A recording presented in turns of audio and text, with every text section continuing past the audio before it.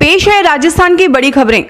राजस्थान में चल रहे सियासी संकट के बीच सोमवार का दिन काफी अहम है। सचिन पायलट और उनके गुट के बागी विधायकों को विधानसभा स्पीकर की ओर से व्हिप उल्लंघन के मामले में दिए गए नोटिस पर हाई कोर्ट में सुनवाई शुरू हो गई है। मुख्य न्यायाधीश इंद्रजीत महांती और जस्टिस प्रकाश गुप्ता की बेंच इस पर सुनवाई कर रही है। अभिषेक मनु सिंघवी ने स्पीकर का पक्ष रखते हुए हाई कोर्ट में दलील दी कि हरीश साल्वे ने बहस के दौरान जो बातें रखी उन्हें सुप्रीम कोर्ट पहले ही खारिज कर चुकी है। सिंघवी ने जजमेंट का हवाला देते हुए कहा कि मूल्यों के बिना पार्टी गतिरोधी विधियां राजनीतिक पाप है। यह वैधानिक रूप से भी नियम विरुद्ध है। इस मामले में पायलट गुट की ओर से बहस शुरू हो चुकी है। स्पीकर की तरफ से हो रही बहस शुक्रवार को अधूरी रह गई थी। वहीं पब्लिक अगेंस्ट करप्शन ने भी इस मामले में शामिल होने के लिए मामले की सुनवाई कर रही पीठ के समक्ष प्रार्थना पत्र पेश किया है। हालांकि उन्हें कोर्ट में अंदर नहीं जाने दिया जा रहा है। इसको लेकर अधिवक्ता पूनम चंद भंडारी राजस्थान हाई कोर्ट के कोर्ट नंबर 1 के बाहर विरोध कर रहे हैं। राजस्थान हाई कोर्ट ने प्रदेश की पूर्व मुख्यमंत्री वसुंधरा राजे से सरकारी बंगला खाली करवाने का आदेश दिया था। हालांकि इस पर अब तक अमल नहीं हो सका है। अब हाई कोर्ट ने इस मसले पर सख्त रुख अख्तियार कर लिया है। कोर्ट ने वसुंधरा राजे से बंगला खाली न करवाने पर राजस्थान के मुख्य सचिव राजीव स्वरूप के खिलाफ अदालत की अवमानना का नोटिस जारी किया है। अब इस मसले पर अगली सुनवाई 10 सितंबर को होगी। आपको बता दें कि राजस्थान में सियासी संकट शुरू होने के बाद से ही पूर्व मुख्यमंत्री वसुंधरा राजे की चुप्पी और उनके बंगला अलॉटमेंट को लेकर चर्चाएं होती रही हैं।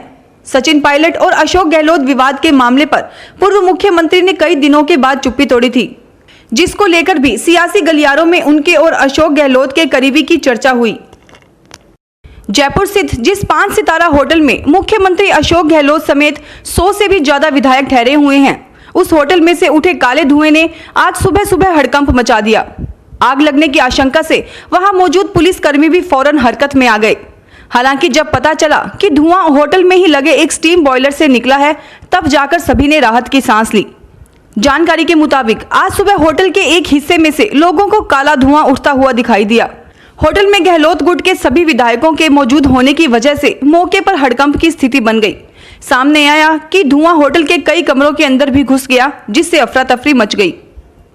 करीब 2 सप्ताह के बाद एक बार फिर जयपुर एयरपोर्ट पर सोने की तस्करी का खुलासा हुआ है।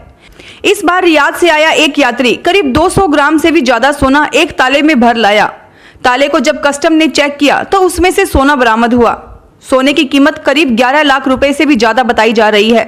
जांच कर रहे कस्टम अफसरों ने बताया कि यात्री के हाव भाव पर शक हुआ। प्रदेश के 12 में आईसीआईसीआई बैंक शाखा में अज्ञात व्यक्ति एक व्यापारी के 31,50,000 रुपए उड़ा ले गया। यह व्यापारी 12 के 4 मूर्ति चौराहे पर स्थित बैंक में नकदी जमा कराने आया था। इसी दौरान किसी ने मौका पाकर रुपए उड़ा लिए। सूचना के बाद कोतवाली थाना पुलिस मौके पर पहुंची। पुलिस बैंक के सीसीटीवी फुटेज के आधार पर रुपए लेकर भागे व्यक्ति की तलाश की कोशिश कर रही है। राजस्थान में विधायकों की खरीद फरोख्त से जुड़े वायरल ऑडियो में स्पेशल ऑपरेशन ग्रुप ने अब केंद्रीय मंत्री गजेंद्र सिंह शेखावत को नोटिस दिया है। शेखावत की तरफ से उनके एक सेक्रेटरी ने ये नोटिस रिसीव किया है। इस बीच राजस्थान सरकार की ओर से हरियाणा सरकार को भी एक पत्र लिखा गया है। इसमें राजस्थान की एटीएस एसओजी टीम का सहयोग करने के लिए हरियाणा पुलिस को निर्देश देने के लिए कहा गया है। इससे पहले वायरल ऑडियो पर गजेंद्र सिंह शेखावत ने कहा था कि ऑडियो फेक है, मैं मारवाड़ी बोलता हूं, जबकि इसमें झुंझुनू टच है। जिस गजेंद्र का जिक्र है उसके पद या जगह तक का जिक्र नहीं है। ऑडियो जोड़ तोड़कर भी तैयार हो सकता है। कलराज मिश्र ने कहा है कि ब्राह्मण जाति नहीं, चिंतन है। जो लोग मानवता के लिए कार्य करते हैं वे ब्राह्मण कहलाते हैं। उन्होंने कहा कि राजस्थान शक्ति, भक्ति, सौंदर्य, कला और देवों की भूमि है। यहाँ के गांव-गांव में प्रतिमाएं हैं। श्री मिश्र ने कहा कि प्रतिभाओं को तलाशें और उन्हें आगे लाएं, ताकि यह प्रदेश और देश दुनिया में निरंतर प्रगति कर सके। राज्यपाल यहाँ राजभवन से वर्ल्ड ब्राह्मण कॉन्फ्रेंस को वीडियो कॉन्फ्रेंस के माध्यम से संबोधित कर रहे थे। इस कॉन्फ्रेंस में देश भर के प्रबुद्ध लोगों ने ऑनलाइन जुड़कर मानवता की सेवा और भारतीय संस्कृति को विश्व में प्रसारित करने के लिए विचार व्यक्त किए।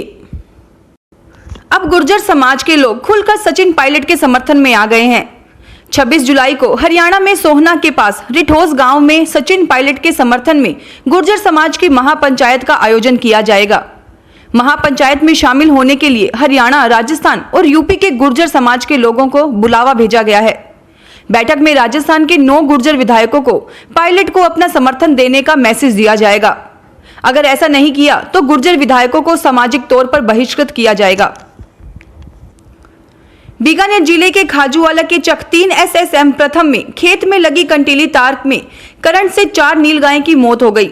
वन विभाग की टीम ने तत्परता बरतते हुए एक जने को गिरफ्तार किया है। वन अधिकारियों के मुताबिक खाजूवाला के चक 3 SSM प्रथम में 4 नीलगायों के मरने की सूचना मिली, जिस पर विभागीय टीम मौके पर पहुंचकर जांच शुरू की। जांच में पाया गया कि किसान ने खेत के चारों तरफ झटका मशीन वाली तारबंदी रखी थी, जिससे मौके पर 2 नीलगायें इस तारबंदी में उलझकर मर चुकी थी। इनमें से 2 नीलगायों को काश्तकार राजाराम सिहाग ने ट्रैक्टर में घसीटकर दूर जंगल में डाल दिया था। राजाराम सिहाग को गिरफ्तार कर लिया गया है। राजस्थान में सोमवार सुबह कोरोना विस्फोट हुआ। पहली बार सुबह आई रिपोर्ट में एक साथ 401 नए संक्रमित मरीज सामने आए, जबकि 4 कोरोना मरीजों की मौत हुई। प्रदेश भर में अब संक्रमित मरीजों का आंकड़ा 29,835 हो गया। वहीं 563 कोरोना मरीजों की मौत हो चुकी है। आज मिले संक्रमित मरीजों में सबसे अधिक अलवर में 103, अजमेर में 81, जयपुर में 65, जालोर में 53, बाड़मेर में 29, नागौर में 27, कोटा में 15, जैसलमेर में 8, झालावाड़ में 7, सवाई माधोपुर में 4, झुंझुनू में 3, बूंदी में 1 संक्रमित मरीज मिला है। जिलों में मिले संक्रमित मरीजों के अलावा 5 BSF जवान संक्रमित मिले हैं। पाली जिले के रायपुर कस्बे सहित क्षेत्र के गांवों में एक बार फिर टिड्डी दल ने तबाही मचा दी है। टिड्डी ने खेतों में खड़ी फसलें व सब्जी को चट कर दिया। किसानों ने टिड्डी को खदेड़ने के लाख जतन किए, लेकिन कामयाबी नहीं मिल पाई। ऐसे में अपनी तबाही को देख किसानों की आंखों से आंसू निकल आए।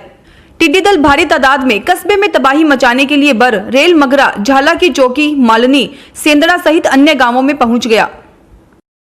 अलवर जिले में सोमवार को एक बार फिर से कोरोना विस्फोट हुआ है। सोमवार सुबह की रिपोर्ट में अलवर जिले में 105 कोरोना पॉजिटिव मिले हैं, जिसके साथ ही कोरोना का आंकड़ा 1800 से ज्यादा हो गया है। एक्टिव केस की बात करें तो जिले में अभी 937 एक्टिव केस हैं।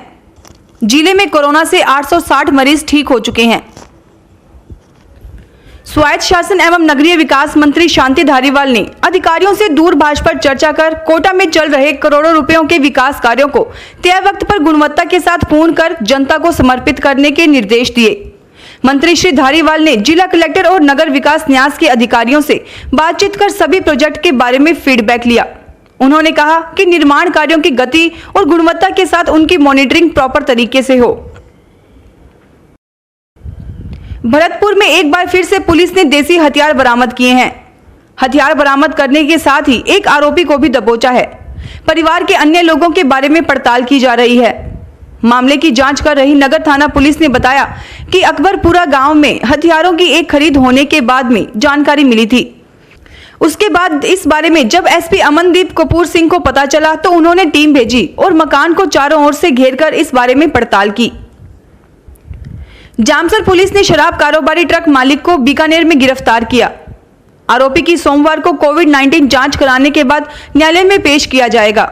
जामसर एसएचओ गौरव खिड़िया ने बताया कि चूरू जिला के तारानगर तहसील के जिक्साना टिब्बा निवासी लक्ष्मण सिंह पुत्र तेजपाल सिंह राजपूत को गिरफ्तार किया गया है। फिलहाल इस बुलेटिन में इतना ही। फिर हाजिर होंगे और बड़ी खबरों के साथ। एसबीटी न्यूज की वीडियो देखने के लिए हमारे चैनल को सब्सक्राइब करें और नोटिफिकेशन पाने के लिए बेल आइकन को प्रेस करें।